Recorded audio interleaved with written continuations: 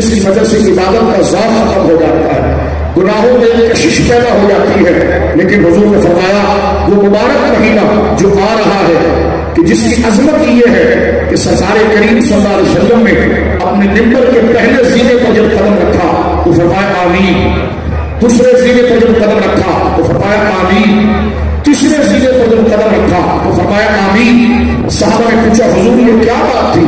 سرکار نے فرمایا بات دراصل یہ کہ جبریل میرے پاس آئے اور انہوں نے مجھے کہا، یعنی ایک بددعا کی، العیاذ باللہ۔ میرے بچوں بزرگوں ذرا سنو، جبریل امین معصوم ہے اور جو بھی وہ بات کرتے ہیں فرشتے اللہ کے کہنے پر کرتے ہیں، رب کی مخالفت نہیں کرتے، وہ مقربین بنتے ہیں۔ تو جبریل نے حضور علیہ السلام کی خدمت میں عرض کیا کہ یا رسول اللہ برباد ہو جائے وہ شخص، تباہ ہو جائے وہ شخص کہ جو بڑھاپے میں اپنے ماں باپ کو پائے اور ان کی خدمت کر کے اپنے اوپر جنت کو واجب نہ کرے۔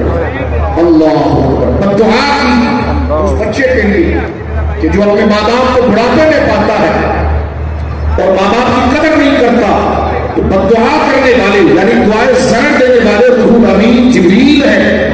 ایسے بچے کو، ایسے شخص کو جو ماں باپ کی توہین کرتا ہے اور ان کی خدمت نہیں کرتا، اللہ اکبر، اور اس پر آمین کہنے والے امام المعصومین جناب رسول اللہ ہے۔ اللہ حضور فرماتے ہیں کہ جب میں نے دوسرے زینے پر قدم رکھا، مفہوم حدیث سے ترتیب بیان کرنا مقصود نہیں ہے، لیکن یہ تین باتیں اپنے درجے میں ہوئی ہیں۔ فرمایا کہ اس شخص کے لیے بربادی ہے کہ جس کے سامنے آپ کا نام لیا جائے وہ آپ پر درود نہ پڑے۔ پڑھی اللہم صلی علی سیدنا و مولانا محمد وعلی آلہ وصحبہ اجمعین۔ حضور نے اس پر آمین کہا صلی اللہ علیہ وسلم۔ اور فرمایا تیسرے شخص کے لیے بربادی یہ ہے کہ جو رمضان کا مبارک مہینہ پائے اور اس میں عبادت اور روزہ کر کے اپنے رب کو راضی نہ کرے۔ تو یہ مہینہ آنے والا ہے میرے دوستوں، جس کا پہلا اشرا شعبان ختم ہو رہا ہے، جس کا میں آپ اس محفل میں موجود ہیں، اور یہ شعبان کی آخری تاریخ اور آخری ٹائم چل رہا ہے۔ جناب رسول مکرم صلی اللہ علیہ وسلم نے صحابہ کرام کہتے ہیں طویل خطبہ دیا تھا، اور جس میں ارشاد فرمایا کہ شعبان رمضان المبارک کا پہلا 30 دن یا 29 دن کا مہینہ ہوتا ہے۔ پہلے 10 دن کا اشرا، دوسرے 10 دن کا اشرا، تیسرے 10 دن کا اشرا کہا جاتا ہے۔ حضور نے فرمایا یہ مبارک مہینہ ہے جس کے پہلا 10 دن جو ہے وہ رحمت کا ہے، سبحان اللہ۔ فرمایا اس کا دوسرا اشرا مغفرت کا ہے اور تیسرا اشرا جہنم سے آزادی کا ہے۔ فرمایا کہ مبارک مہینہ آ رہا ہے کہ جس میں نفلوں کا اجر فرضوں کے برابر ہو جائے، جس میں فرضوں کا اجر 70 فرضوں کے برابر ہو جائے۔ شیاطین جنات اور شریر جنوں کو قید کر دیا جاتا ہے، پابند سلاسل کر دیا جاتا ہے، جکڑ دیا جاتا ہے، جہنم کے دروازے بند کر دیے جاتے ہیں، اور امت مصطفیٰ کی مغفرت کے لیے سرکار کے سب کے جنت کے دروازے کھول دیے جاتے ہیں۔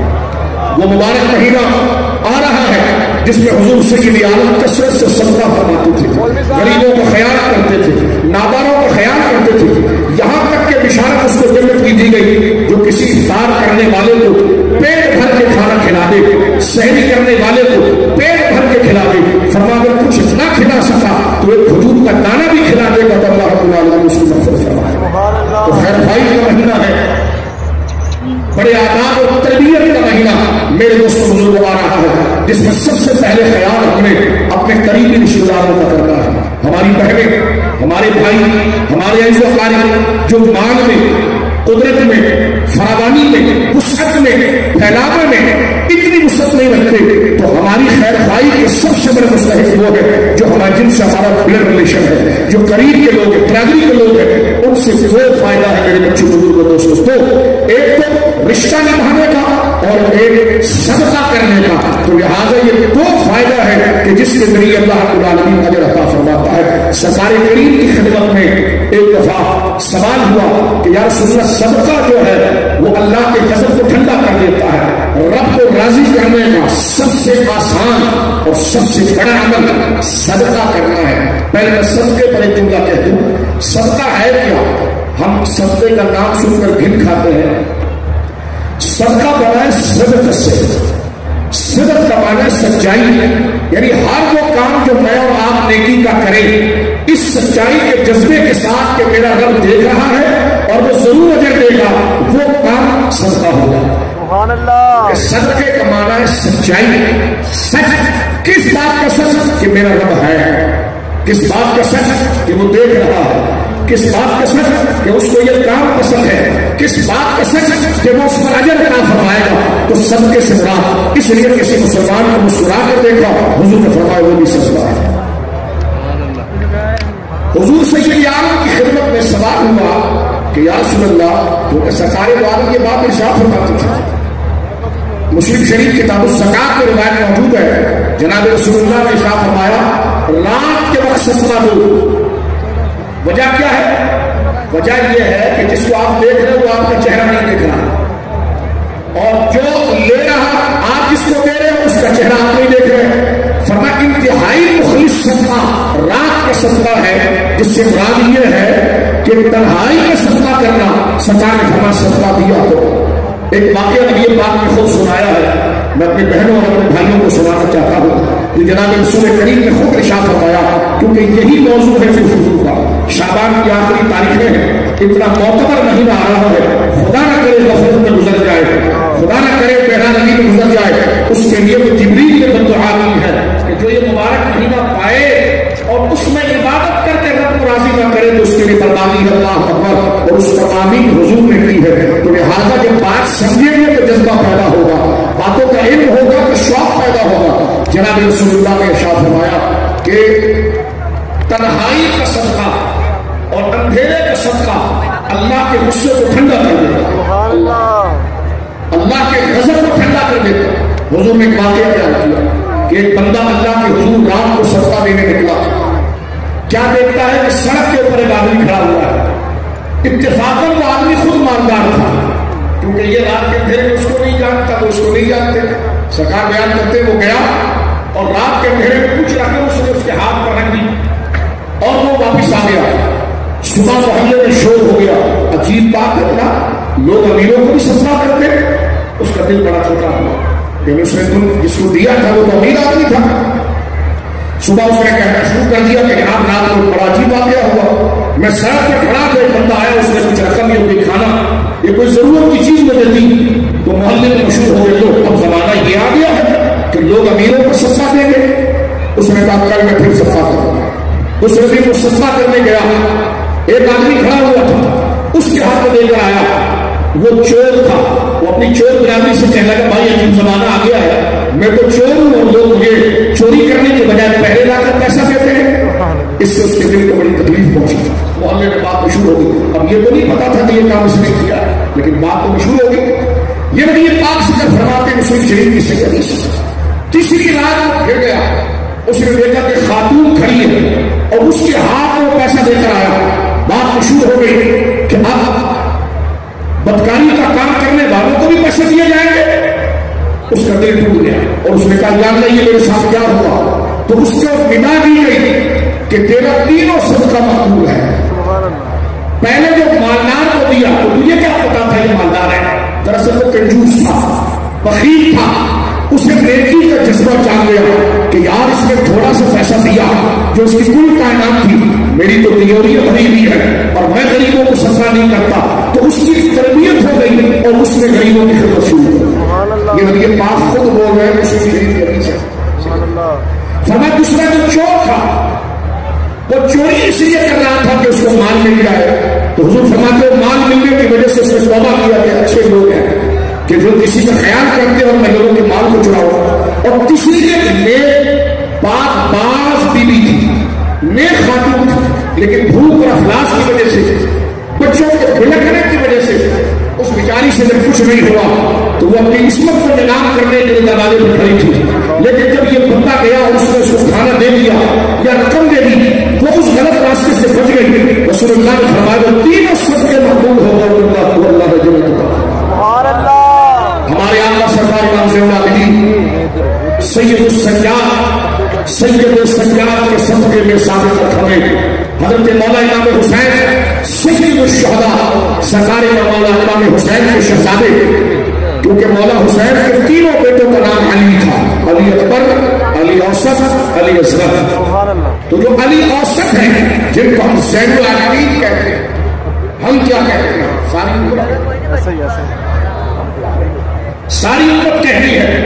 آپ کے بارے میں علامہ الذہبی نے لکھا کہ آپ 1,00,000 میں 1,000 نوافل کرتے ہیں۔ سبحان اللہ۔ والد کس کے ہیں؟ امام العلماء سید امام باقر۔ دادا کس کے ہیں؟ میرے آقا حضرت امام جعفر صادق کے۔ پر دادا کس کے ہیں؟ حضور سیدنا موسیٰ کاظم پاک کے۔ پر دادا کس کے ہیں؟ مولا علی رضا کے۔ حضرت امام زین العابدین رضی اللہ تعالیٰ عنہ، وہ برگزیدہ شخصیت جب امام کا انتقال ہوا تو حضرت امام باقر نے جب آپ کو غسل دیا تو آپ کی کمر کے اوپر نشانات تھے، جیسے کوئی بہت وہ وزن کئی دنوں سے اٹھا کر نشان اور گانٹ بن گئی تھی۔ جب دروازے پر پہنچے تو مدینے کے لوگ دروازے پر حاضر تھے اور وہ رو رہے تھے کہ ہمارے گھروں میں راشن پہنچانے والا، ہمارے گھر خیر کرنے والا چلا گیا۔ اس وقت امام باقر کے ذہن میں آیا کہ آپ وہ ہستی ہیں کہ جب سب لوگ سو جاتے تھے تو امام پاک خود اپنے کمر پر بورا اٹھا کر غریبوں کے دروازوں پر پہنچا۔ یہ مقام تھا، وہ مہینہ آ رہا میرے دوستوں۔ بات کو سمیٹ کے واپس کرتا ہوں۔ سیدنا فاروق اعظم رضی اللہ تعالیٰ کا یہ طریقہ تھا کہ جب مجاہدین اسلام جہاد کرنے کے تشریف لے جائے، یہ بات آپ ذرا دیکھ لیجیے، صدقہ تو ہر خیر ہر ضرورت کو دیا جائے، لیکن اگر اس میں کوئی علم دین کے زیادہ غریب ہے تو اس کو پہلے دیا جائے۔ حضرت امام راشد رحمت نے تفسیر کبیر شریف میں لکھا ہے کہ 2 قسم کے لوگ مستحق ہیں، ایک وہ ہے جو دین سے وابستہ اور ایک وہ ہے جو دین سے وابستہ نہیں ہے، عام بندہ ہے لیکن انسان نہیں ہے۔ تو فرمایا دیا تو اس کو بھی جائے گا، لیکن اگر دین والے بندے کو چھوڑ کر دیا جائے تو یہ بھی اسراف اور گناہ ہوگا، اس لیے کہ اس کو پہلے دیا جائے گا جس سے دنیا اور دین دونوں کا فائدہ جائے۔ یہ ترتیب میں آپ کے سامنے۔ اسی طرح مدارس ہے اور جو خیر خواہی کے کام جہاں دین پڑھایا جاتا ہے، جہاں عصری تعلیم دی جاتی ہے، جہاں لوگوں کے اخلاق کو سنبھالا جاتا ہے، وہ جگہیں میرے دوست بزرگوں صدقے کی زیادہ مستحق ہے۔ جناب رسول کریم سے پوچھا گیا حضور ایسا کوئی صدقہ بتا دیجیے جو پلک جھپکنے میں قبول ہو جائے، یہ صدقے کی برکت ہے۔ حضور فرمایا ہاں، اپنے ایسے بھائی کو صدقہ دے جو تجھے دانتوں سے کھانے کے لیے تیار ہے، یعنی تیرے لیے دل کا بوجھ رکھتا ہو، تیرے لیے دل میں برائی رکھتا ہو، تیرے لیے دل میں وہ چڑھ جاتا ہو، لیکن ہو وہ مستحق ہے۔ تو اپنی بیوی کے کہنے پر نہیں آتا کہ انہوں نے تم کو سلام نہیں کیا تھا، فلاں نہیں کیا تھا۔ فرمایا نہیں، اگر تو ایسا صدقہ دینا چاہتا ہے جس پر خدا کوئی سوال نہ کرے اور اس کو قبول کر کے اس کا اجر تجھے فوراً دے دے، تو فرمایا اپنے خونی رشتے دار میں سے تیرا سگا بھائی ہو یا قریب ہو، ایسا جو تیرے لیے بغض رکھتا ہو، تیرے لیے پیچھے باتیں کرتا ہو، تو ساری بات سے صرف نظر کر اور اس کے بچوں پر توجہ دے، اس کی مالیات پر توجہ دے۔ جب تو صدقہ رجل عاشق تیرے لیے بغض رکھنے والا ہے لیکن پھر بھی اگر تو اس کی خدمت کرے گا تو اللہ رب العالمین کی سب سے اتفاق قبول ہوگا۔ علامہ ابن کثیر نے لکھا کہ ایک بندہ آیا حضرت امام زین العابدین کے پاس اور بند کر کیا کریں، ہائٹ لے لو، اس کی جو منہ میں آئے گا اسے ہائٹ لے لو۔ آپ فرمائے یہ بھوکا ہے، اس کو پہلے کھانا کھلایا۔ جب وہ کھانا کھایا پیٹ بھر گیا تو رونے لگا اور اس نے کہا واقعی آپ رسول اللہ کے بیٹے ہیں، آپ واقعی رسول اللہ کے بیٹے ہیں، میری محبت پر آپ نے توجہ نہیں کی لیکن جو میری حاجت تھی وہ آپ نے پوری کر دی۔ تو میرے بزرگ دوستوں، میری بہنوں، میرے بھائیوں، آنے والا مہینہ جو ہے وہ رمضان شریف کا مہینہ ہے اور یہ مہینہ تزکیے کا مہینہ ہے۔ ایک جملہ کہہ کر بات کو سمیٹتا ہوں۔ ہمارے آقا اس مہینے میں روزہ کیوں رکھتے تھے؟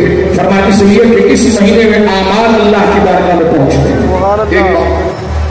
دوسری بات یہ ہے کہ روزہ دلوں کو عبادت کا ذوق، آپ اور میں اگر یہ چاہیں اور میری بہنیں یہ چاہیں کہ ہمارے اندر عبادت کا ذوق پیدا ہو جائے، نمازوں کا ذوق پیدا ہو جائے، گناہوں سے نفرت ہو جائے، کیا وظیفہ پڑھیں؟ اس کا بہترین وظیفہ روزہ ہے۔ سبحان اللہ۔ روزہ ایک مخلص عبادت ہے، جس میں رکھا ہے وہ رکھتا ہے، اور حدیث پاک میں آیا الصوم لی وانا اجزی بہ، میرے بندے نے روزہ میرے لیے رکھا ہے۔ یہ نماز پڑھ رہا ہے تو اس کی باڈی میں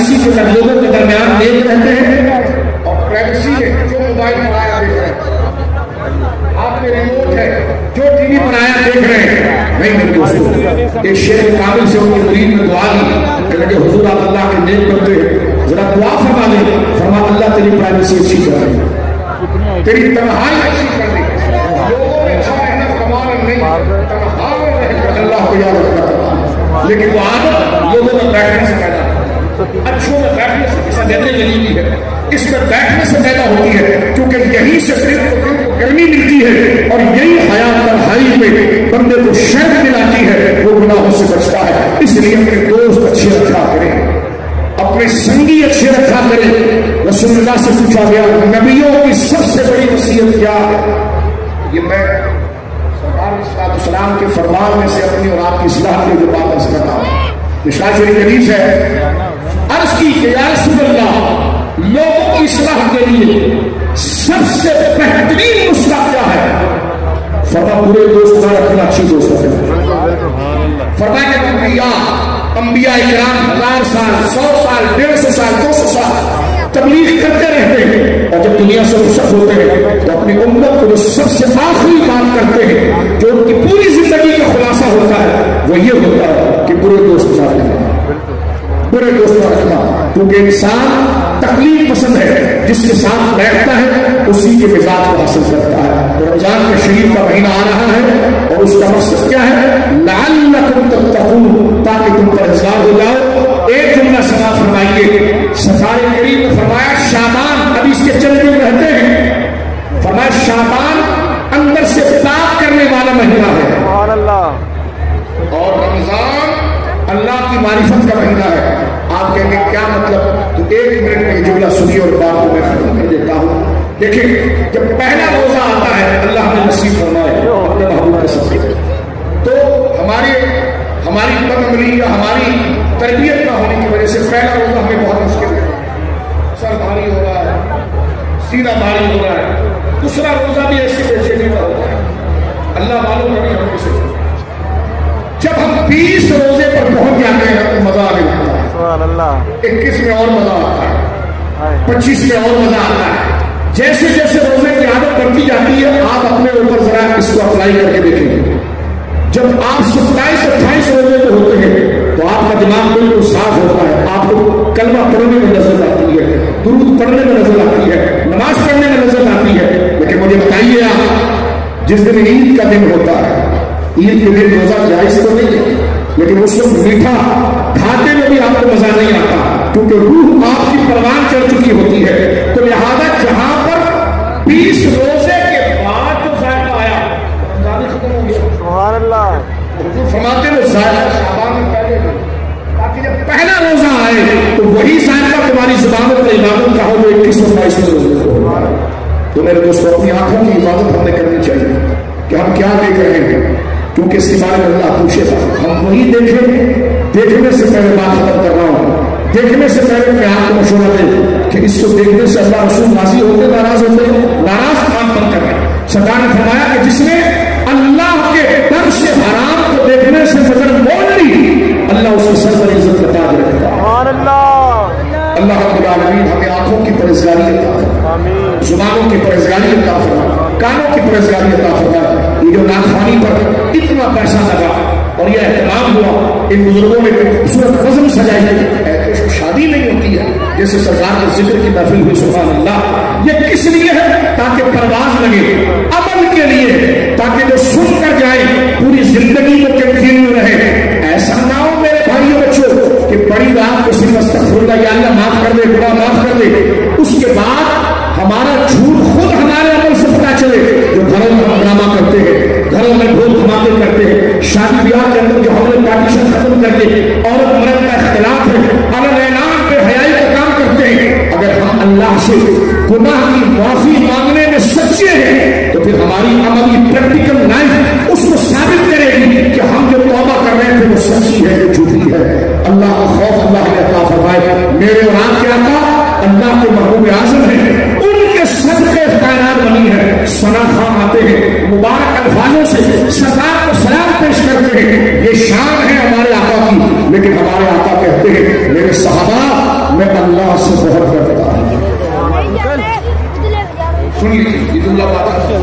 حضور کہتے ہیں بخاری شریف حدیث کہ میں اللہ سے بہت ڈرتا ہوں. کیوں؟ اس لیے کہ میں اللہ کو بہت جانتا ہوں. اللہ رب العالمین ہمیں اپنا خوف دے. یہی خوف معرفت ہے, یہی خوف عبادت ہے, اور ہم سے اللہ گناہوں کی لذت ہم سے ختم کرے اور عبادت کا ذوق عطا فرمائے. ہمارے بزرگوں نے آپ کا رمضان سنوارنے کے لیے محفل کی ہے کہ آپ جب رمضان میں آئیں تو آپ کے کانوں میں نعت شریف کی آوازیں چل رہی ہو, درود پاک کی آواز چل رہی ہو, اور عبادتوں کی لذت آ رہی ہو. یہ جب ہوگا جب ہم نیک ہونے کا ارادہ کر لیں, حضور کا غلام ہونے کا ارادہ کر لیں. اور یقیناً میں اور آپ اس محفل میں دعوت تحسین شوق شرابے کے لیے نہیں آئے, اور ان بزرگوں نے یہ محفل بھی نام نہاد اور نام دکھانے کے لیے نہیں کی ہے, دین کو ترقی دینے کے لیے کی ہے. اللہ اس محفل کے ذریعے ہماری سانسوں میں وہ ذوق عطا فرمائے, دلوں میں وہ ذوق عطا فرمائے.